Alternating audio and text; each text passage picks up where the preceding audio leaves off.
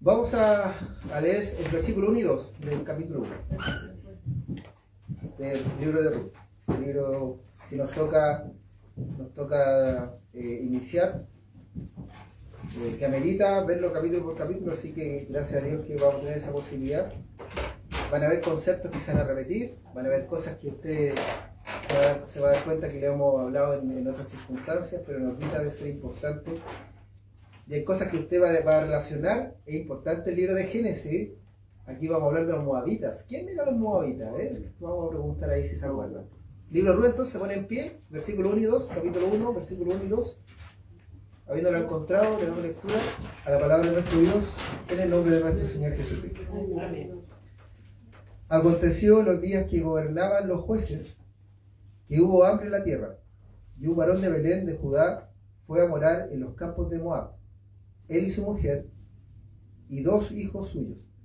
El nombre de aquel varón era Elimelech, y el de su mujer Noemí, y los nombres de sus hijos eran Malón y Kelión, efrateos de Belén de Judá. Llegaron pues a los campos de Moab y se quedaron allí. Hasta ahí su palabra. Vamos a orar delante de la presencia de nuestro Dios. Bendito Dios y buen Padre de la gloria, hemos hecho lo que está a nuestro alcance, hemos dado inicio a este servicio, a este culto, en el nombre de nuestro Señor Jesucristo. Creemos por fe, Señor bendito, que su presencia está en medio nuestro.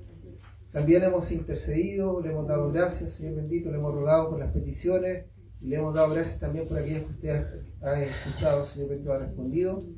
Pero ha llegado un momento importante que es, Señor bendito, escuchar lo que usted nos va a aconsejar a través de su palabra. Principalmente, y le ruego que usted cumpla el propósito, Señor bendito, para el cual nos trajo, Señor misericordioso. Necesitamos ser edificados, necesitamos, Señor, escuchar de su palabra. Y le ruego que usted nos dé sensibilidad a nuestro oído, a nuestro corazón, y por sobre todas las cosas para poder retener la enseñanza que usted nos va a entregar en este día. Agradecemos, Señor bendito, su generosidad, Señor bendito, su nobleza, una vez más, al traernos su casa de oración, y humildemente le rogamos su bendición sobre esta su palabra, en el nombre de nuestro Señor Jesucristo. Amén. Glorificamos a nuestro Dios. Gloria a Dios, gloria a Dios, gloria a Dios. Ahí usted tiene en su hoja una introducción. Yo voy a hacer una introducción un poquito más distinta en el sentido de que para que usted también vaya un poquitito soltando el conocimiento que yo sé que lo tiene. Yo le hacía la pregunta al principio, ¿por qué es importante el contexto? Por eso que el versículo 1 y 2, para que veamos que esto sucede todavía en el tiempo de los jueces. Esta historia está sumergida en el tiempo de los jueces. Entonces, ¿se acuerda el contexto de los jueces? Sobre todo el capítulo 19 que nos hablaba el hermano Juan en el resumen que hicimos el día lunes. ¿Se acuerda qué pasó en el capítulo 19? Una cosa bastante terrible. Entonces, en ese contexto de maldad, en el contexto de libertinaje, en el contexto que cada uno hacía lo que bien le parecía, ¿se acuerda? Esa era la frase que prácticamente rodeaba todo el libro de jueces. Cada uno hacía lo que bien le parecía. No había rey, no había Dios. En definitiva, cada uno hacía lo que bien le parecía. Y en ese contexto de la historia aparece este matrimonio. Miren la sutileza del mensaje. Este matrimonio, en un tiempo que había hambre, y cuando hay hambre, ¿qué uno hace? Busca un lugar donde trabajar, porque si no hay sustento, tiene que ir a buscar un lugar. Y este hombre, dice la palabra del Señor, de nombre Elimelech, junto a su esposa Noemí y a sus 2 hijos, se van de Belén.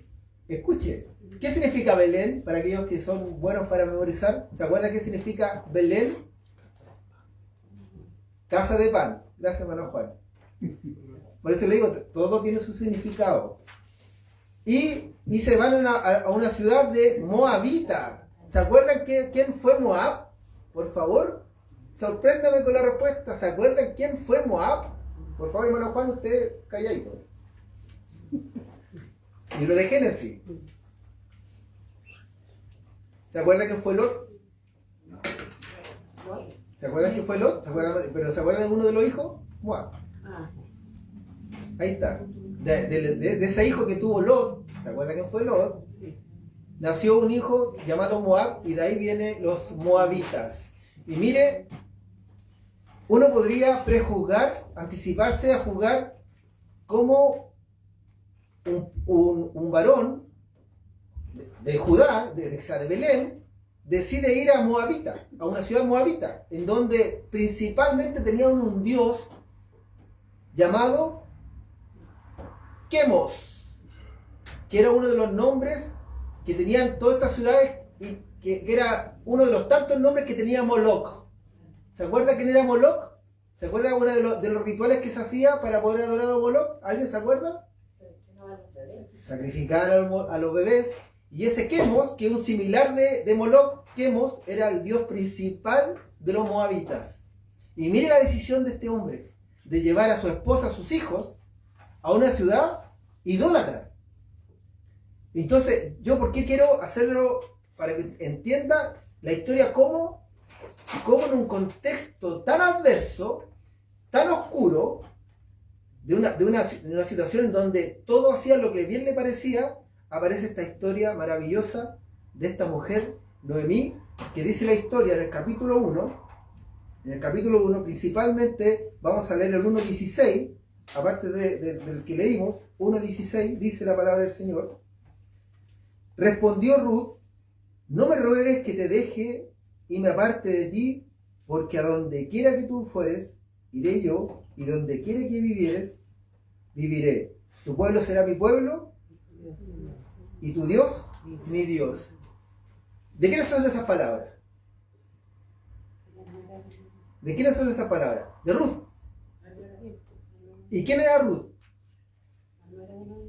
La nuera de Noemí. Aquí vamos a ver los significados.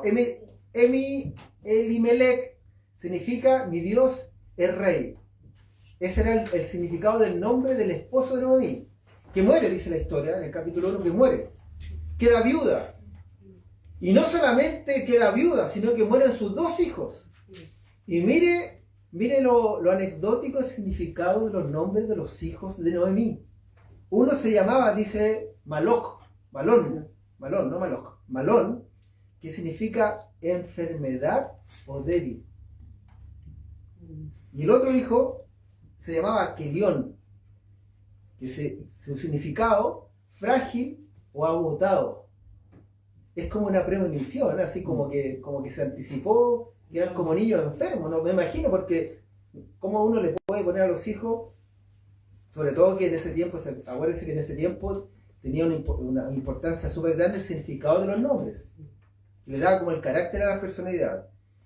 Y esta mujer, dice la historia, Noemí, que parte acompañando a su esposo en obediencia, va a esta ciudad, y en esta ciudad, ¿cierto?, muere el esposo y mueren los dos hijos. Y Noemí queda sola con sus dos nueras. Una, que es la que dijo esta frase en el versículo 16, que se llama Ruth, y la otra, Orfa. El significado de Orfa significa nuca, o la nuca, o detrás del cuello. Y el significado de Ruth, que yo no lo sabía, y si lo sabía no lo recordaba, significa compañera o fiel. Ese significa Ruth. Bonito nombre para por último, para ponerlo. Entonces en el capítulo 1 vamos a ver, cuando nos toque entregar la exposición, en el capítulo 1 vamos a ver la lealtad incondicional de una mujer, como Ruth, a su suegra Noemí, la providencia divina de nuestro Dios. Vamos a ver que Dios tiene el control absoluto de nuestras vidas. Aunque se vea adversa la situación, Dios tiene el control absoluto de nuestra vida. Y eso lo podemos ver en todo el transcurso del libro de Ruth. La fidelidad está por sobre el lazo sanguíneo. ¿Sí? Y aquí vamos a ver algo importante, porque yo le decía mención de que esta mujer, estas dos mujeres, una decide volver a su país de origen, a Moab, y la otra decide permanecer con sus suegros. Entonces, aquí podemos ver dos cosas: la lealtad y el compromiso genuino de Ruth, ¿sí? Vamos a ver la fidelidad a pesar de ser moabita. Porque, ojo, había una orden en el capítulo, sobre todo en el capítulo en el libro de Deuteronomio, que no podían casarse las familias israelitas con otros pueblos, acuérdense. Entonces, el haber comprometido sus vidas, los hijos de Noemí, con 2 mujeres moabitas, está en contra de la ordenanza principal de nuestro Dios. Y es importante también tomar atención a eso. El valor, la importancia del valor del apoyo mutuo entre la familia, que también es importante, capítulo 1, que se nos va a enseñar cuando se nos toque entregar nuestras distintas predicaciones. Nos vamos al capítulo 2, el versículo principal del capítulo 2.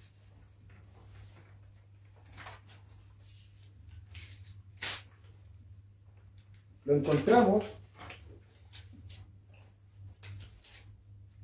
en el versículo 12. 2, capítulo 12.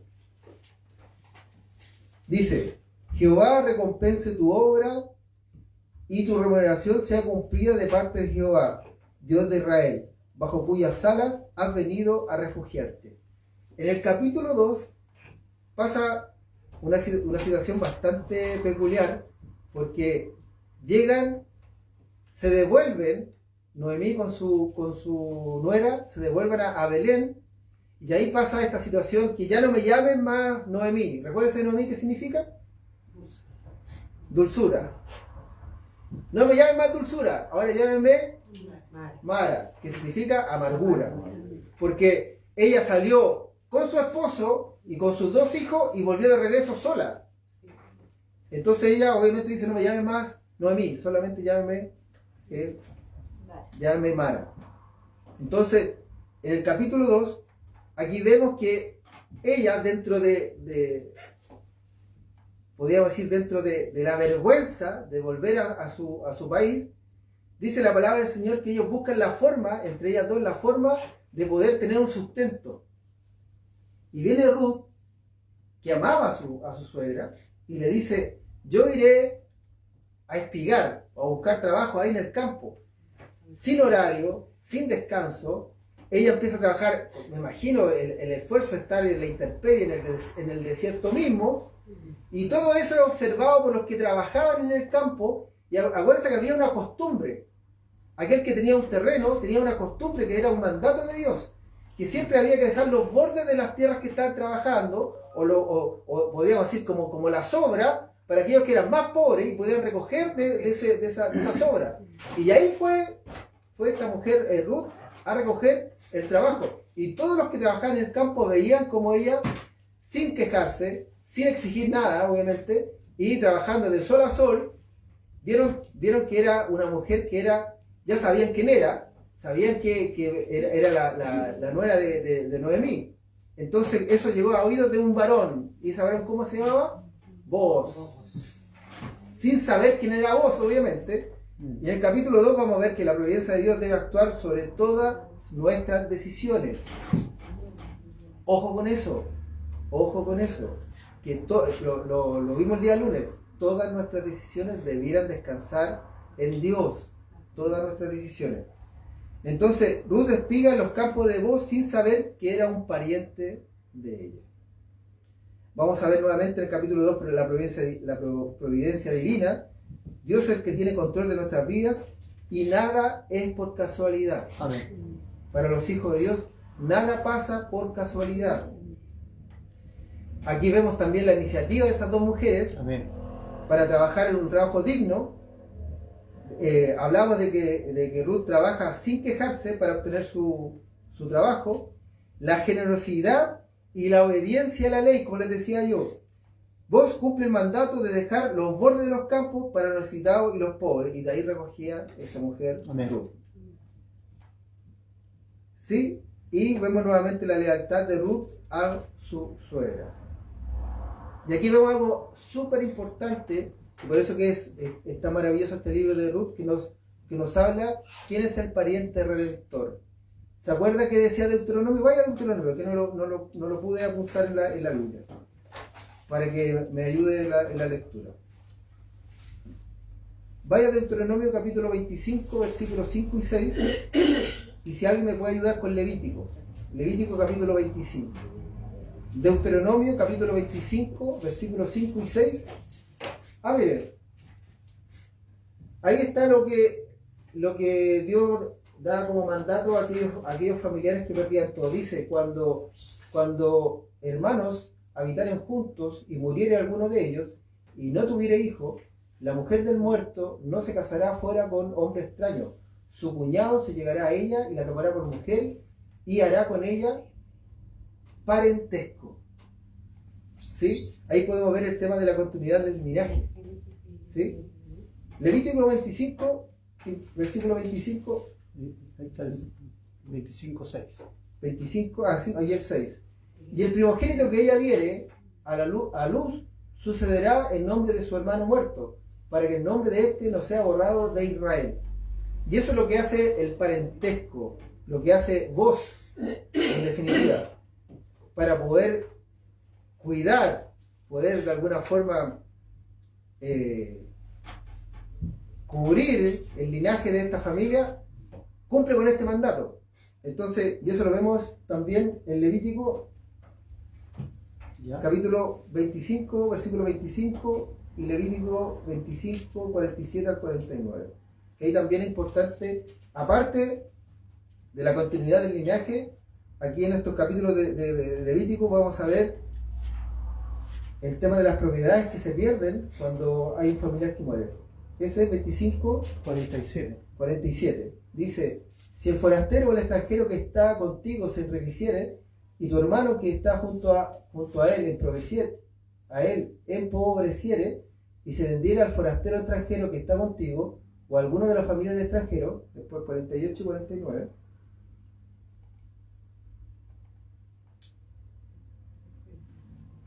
Después que se hubiere vendido, podrá ser rescatado. Uno de sus hermanos lo rescatará.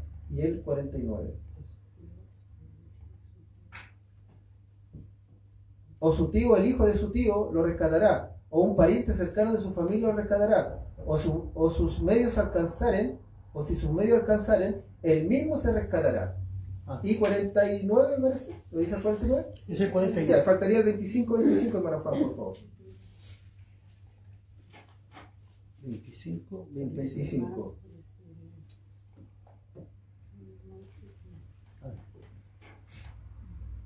Cuando tu hermano empobreciere y vendiera algo de su posesión, entonces su pariente más próximo vendrá y rescatará lo que su hermano hubiere vendido.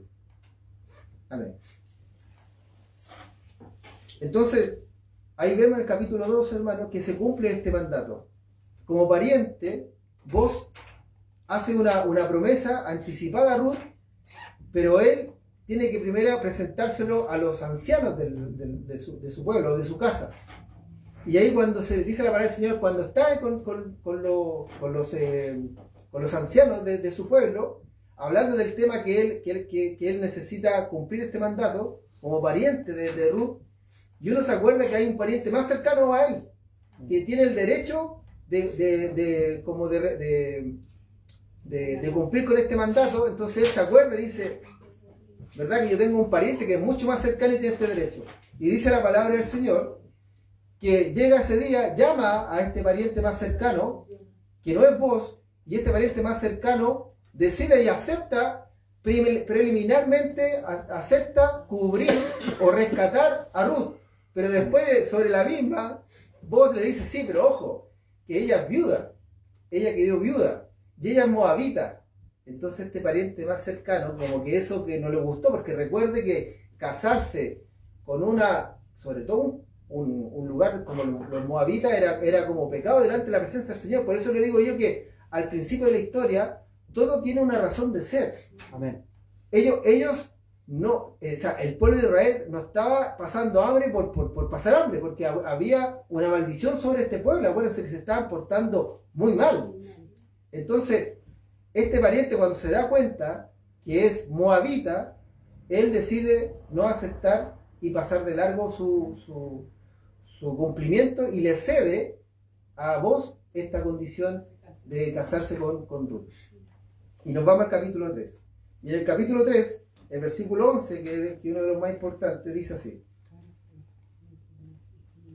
Ahora pues, no temas, hija mía, yo haré contigo lo que tú digas, pues toda la gente de mi pueblo sabe que eres mujer virtuosa. Mire lo importante del capítulo 3. Este concepto de virtuosa usted lo encuentra en Proverbios. El concepto, ¿quién la hallará? Mujer virtuosa, ¿quién lo hallará? Y ella tenía un testimonio de ser virtuosa. Primero porque todos sabían de que ella podía haber dejado sola a su suegra, no la dejó. Lo otro, que trabajaba de muy temprano, muy tarde, sin quejarse, todos sabían. Y lo otro, la humildad que tenía de reconocer que, sabiendo que era familiar, no exigía ese derecho. Y dice la palabra del Señor, que tampoco no quiero tomar muchos versículos, porque después no vamos a tener mucho de qué predicar, pero podemos sacar el capítulo 3, que Ruth aconseja buscar seguridad o descanso en este familiar. ¿Y de qué manera? Que se tiene que presentar de forma humilde, de forma muy honorable delante de vos. Y dice la historia, lo voy a parafrasear un poco, dice que ella se presenta en su tienda donde está vos, y dice que ella le descubre los pies a vos y se acuesta a los pies de vos. Entonces él en un momento despierta y ve que esta mujer está durmiendo en sus pies o cubriéndole sus pies. Entonces él queda como en una especie así como no sabe qué hacer, porque ante tanta humildad, ante tanta humillación de ver que estaba en esa condición, entonces él le ofrece cubrirla con su manto. Y esa es una costumbre que lo hacían solamente cuando usted de alguna forma quería como proteger a alguien. Entonces él ofrece el manto que tenía para cubrirla, y se lleva ese manto y le entrega, dice la historia que le entrega, aparte del manto, le entrega también espiga o alimento, no me acuerdo bien en este momento. Y dice la palabra del Señor que él, hasta el cuidado que tiene, que nadie observe que ella estuvo en la tienda de él, para no hablar de más sobre qué podría haber pasado. Entonces, cuenta la historia en el capítulo 3, que vamos a ver la protección y el cuidado de Dios a su pueblo.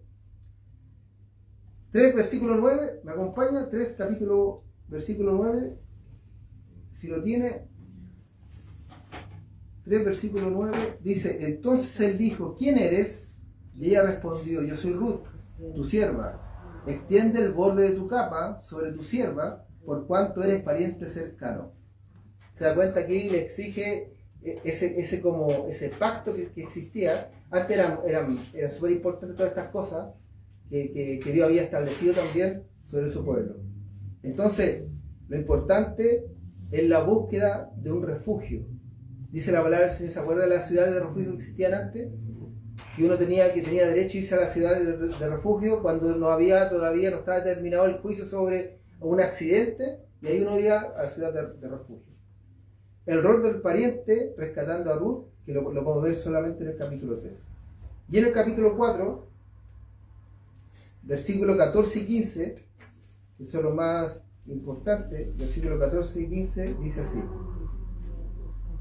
y las mujeres decían a Noemí, loado sea Jehová, que hizo que nos faltase hoy pariente, cuyo nombre será celebrado en Israel, el cual será restaurador de tu alma y sustentará su vejez, pues tu nuera, que te ama, lo ha dado a luz, y ella es más valor para ti que 7 hijos. ¿A quién da luz Ruth? ¿Cuál es el nombre de esa criatura que nace después de concebir junto a vos? ¿Cómo se llama? Obed. ¿Quién era Obed? ¿O quién fue Obed?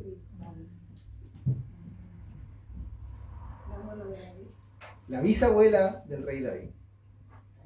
La bisabuela del rey David. Yo, mire, por parte de mi mamá y por parte de mi papá, yo no conocí a mis abuelos paternos. No los conocí. Es más, no conocí a mi abuela paterna tampoco. Conocí solamente a mi abuela materna. Imagínense de haber tenido la bendición de saber quién era su bisabuelo. Ustedes se han preguntado eso, hasta qué tan atrás están los Contreras o los Juan Pinos Contreras, porque recuerde que los apellidos van cambiando según, por ejemplo, en el caso de la hermana Janet, se va a perder el apellido de nuestra hermana Janet, porque ya no lo pueden seguir las mujeres. El hombre, que por lo menos nuestra ley, Bueno, que hoy día usted puede cambiar su apellido, pero por ley su apellido permanece cuando usted tiene un hijo varón. Pero usted se ha preguntado hasta qué tan atrás existen los Montesinos, existen los Dinamarca, qué tan atrás existe la historia, o llegará un momento en que a lo mejor su historia no es tan antigua, pero acá nos estamos encontrando que, mire hermano, el amor de nuestro Señor Jesucristo, que uno podría esperar de que fuera de las 12 tribus, pero estamos hablando que fue hija de una moabita. ¿Qué podría decirnos? ¿Qué nos puede decir eso? Que Dios no hace excepción de personas. O acepción. Siempre yo he tenido duda. ¿Es excepción o acepción?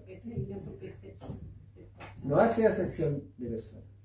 Entonces, y podemos ver también otra cosa maravillosa.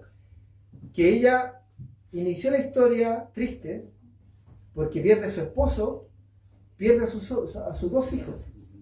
Después ella, para que esa vergüenza la pueda vivir ella sola, ella le da la posibilidad a sus dos nueras, les dice, mire, ustedes no me acompañen hasta aquí, y hay una historia maravillosa ahí, que obviamente que nuestro hermano Juan seguramente le va a tocar esa parte, y ella le ofrece que se puedan irse, y volverse a su ciudad con sus padres. Una dice, sí, ok, tiene razón, me voy, y la otra dice, no, por ningún caso. Es más, ella hace un compromiso. ¿Igual ese compromiso? Que tu Dios será mi Dios y donde tú vayas yo iré. Amén. Un compromiso. ¿Y lo cumple o no lo cumple? Al punto de que ella es capaz, como Homer que dice la palabra del Señor, que ya ya era mayor de edad, porque en algún momento ella tiene una conversación con sus 2 nueras y le dice, déjenme sola, o sea, no me acompañen porque yo no les puedo ofrecer, no tengo más hijos, ya soy vieja, no puedo tener hijos. Entonces, es más, si Dios me diera la posibilidad, y hace mención a este milagro que Dios hizo maravilloso con Abraham, dice, si Dios pudiera hacer un milagro en mí, que lo pueda hacer, pero ya mis hijos, ustedes van a esperar que mis hijos sean grandes para que ustedes puedan casarse con ellos, dice la historia, mira, así, y aún así ella dice Ruth, no, yo no iré, yo me quedaré contigo. Trabaja por ella, para que ella se alimente y se alimente su suegra. Y cumple al pie de la letra todo lo que su suegra le dice. Y llega un momento que es tanto su buen testimonio ante los que trabajaban en la tierra de Boz, que Boz no solamente reconoce y dice, le llama virtuosa, mujer virtuosa. Entonces, él, aparte también hay un tema de la remisión. Acuérdense que ahí ella había perdido toda su dignidad y la recupera al casarse con Boz. Y la otra cosa más maravillosa, que ella es del linaje del rey David. ¿Y quién viene después del rey David? ¿Quién nace después del rey David? Un personaje importante para nosotros, nuestro Señor Jesucristo. Imagínense, nuestro Señor Jesucristo, que viene del linaje del rey David, y aquí estamos en la bisabuela del rey David, llamada Ruth. Y el significado de Ruth,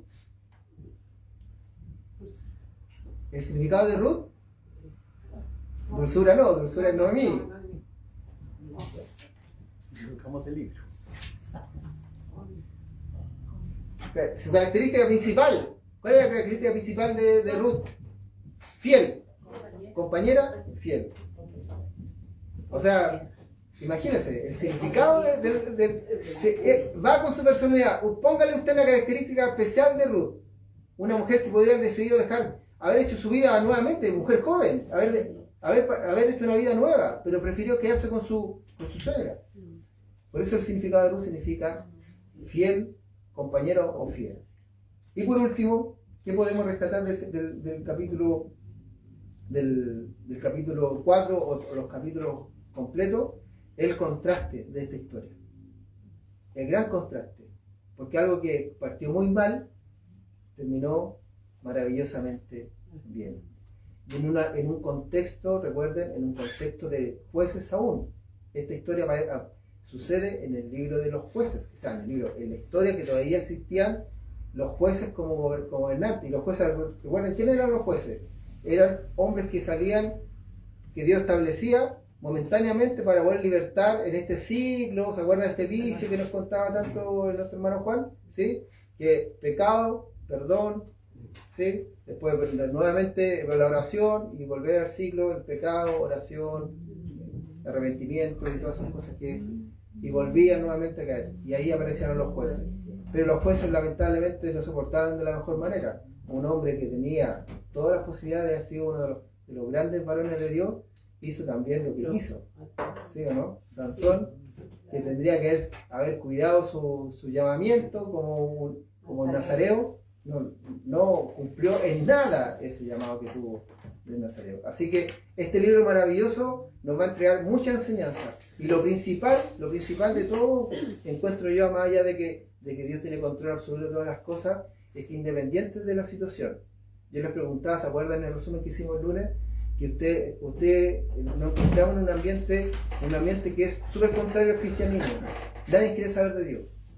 Nadie quiere someterse a Dios. Nadie. Al contrario, entre más libertad, mejor.